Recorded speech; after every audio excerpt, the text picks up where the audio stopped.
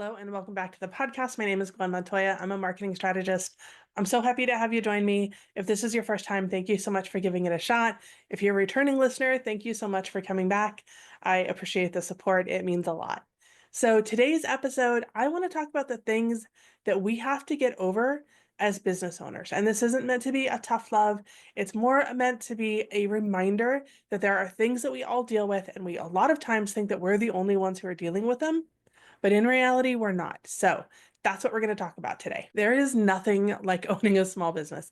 The highs, the lows, the ups, the downs, the changes, the way that we have to stay on top of everything. And it's a lot because everything that happens, our successes, our failures, whatever it is, it lands on us. And that is a lot to handle. And there are some things that we just have to get over. And in fact, there are things that we have to get over probably more than once. Why? Those lessons keep coming back because owning a business is vulnerable and it will pull up every vulnerable emotion we've ever had, and it will probably even hatch a few new ones. At some point, your business, no matter how amazing your business is, no matter how much you love it, it's going to test you. It is going to cause sleepless nights. It is going to frustrate you.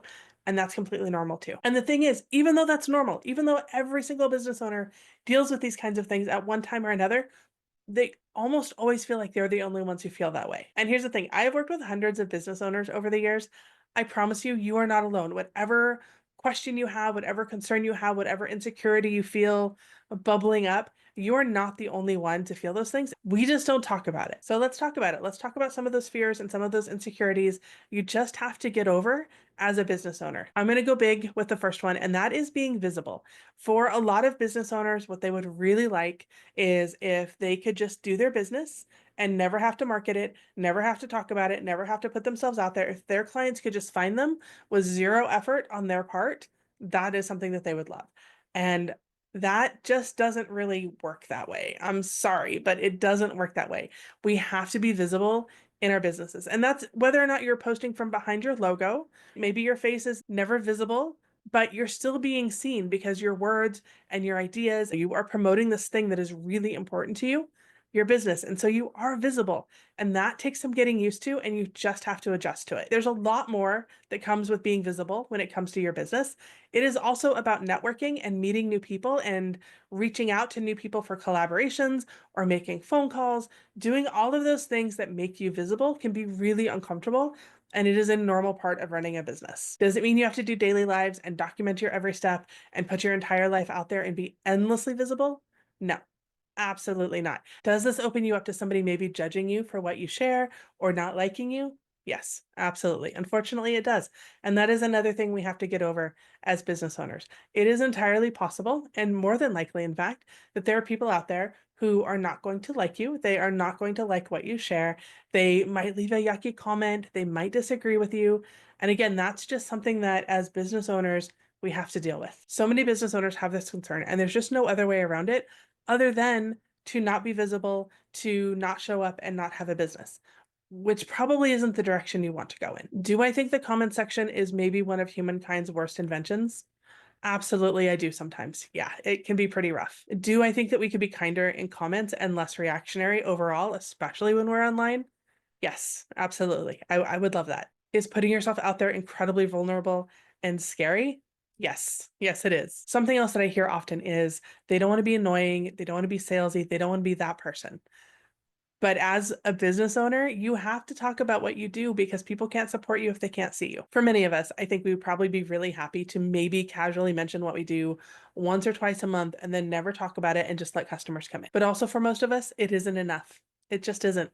Everyone is busy and distracted and forgetful. So you showing up in their inbox, showing up on their social media feed is actually a kindness. Think about how many times you've seen a product that you wanted or an event that you wanted to sign up before you actually took action on it. You probably didn't sign up immediately. You probably had to see it a couple of times, and your customers are the same way. And maybe you're thinking, I don't want to do marketing. I just want to run my business.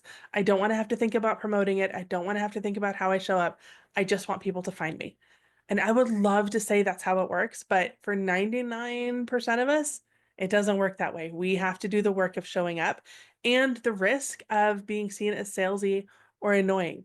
But if somebody is interested in what we're doing, we're not going to be salesy and annoying. And if they're not interested, they can unsubscribe or they can scroll away. Another aspect to think about is that every time you promote your business or you talk about it or you send an email to your list or you make a post on social media, you are learning how to market better. Here's a tip. However much you feel comfortable marketing your business, whatever level that is, I want you to double or triple it for the next 3 months and then tell me how it worked for you. Because I bet being more visible and showing up more, even at the risk of being salesy or annoying, is probably going to benefit your business. If that sounds really scary and you're thinking, I don't know, maybe I should, or maybe you start and then you stop and you're second guessing yourself, that is another thing that you have to get over as a business owner. There are so many choices to make in a business every single day, and we are just making the best choice with the information we have in the moment. There's always going to be room for second guessing. There's always going to be room for improving, and we just have to get used to that. That level of uncertainty is just something that we have to get used to. There is no way to run a business where you are correct 100% of the time. So then the question is, how do we get over the fears of making potentially the wrong choice in our business? It comes from practice. It comes from having a good understanding of your business. It comes from having people around you that you can bounce ideas off of.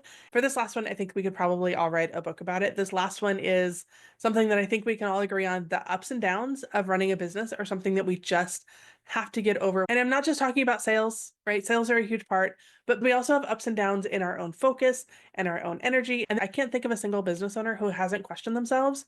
Everything from, is it time to quit? Is there a better way I can do this? Do I need to get a regular job? Should I start over? These are all really normal questions because running a business can be hard.